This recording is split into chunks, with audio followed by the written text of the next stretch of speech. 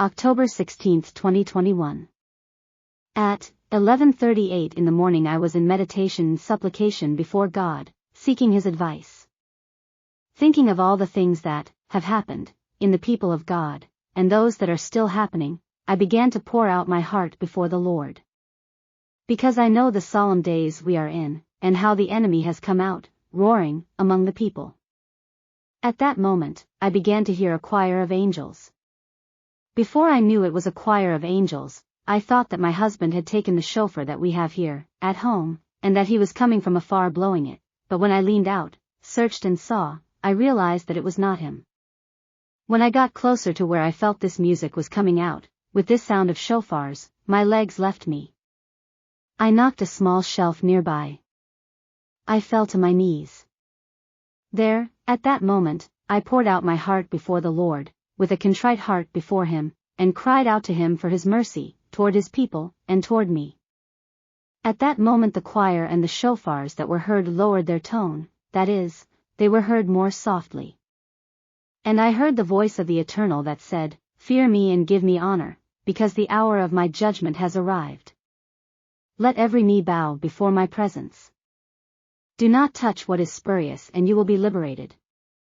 While the voice spoke, only the shofars and very low music were heard, but when he finished speaking I didn't listen anymore, and for 5 more minutes I heard this angelic music together with this shofar sound. Beloved brothers, I share this with you because I realize that many think that these solemn days are left behind in the past. That they were solemn at that time and that they no longer have real importance, and that God does not come close to His people today, as He did in the past, but, certainly, it is not so. Each time, He gives us more and more evidence that these days are important to Him, and those who go through life thinking about ephemeral things and giving these days like any other, run a great danger.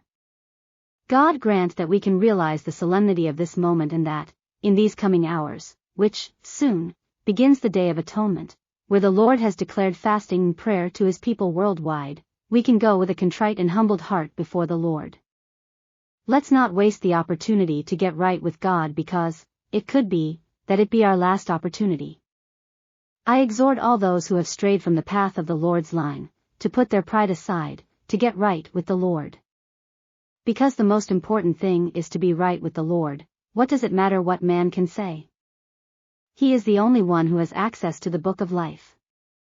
He is the only one who, with His precious blood, can put the word, forgiveness, there when we humble ourselves before Him and truly go before Him with a contrite heart.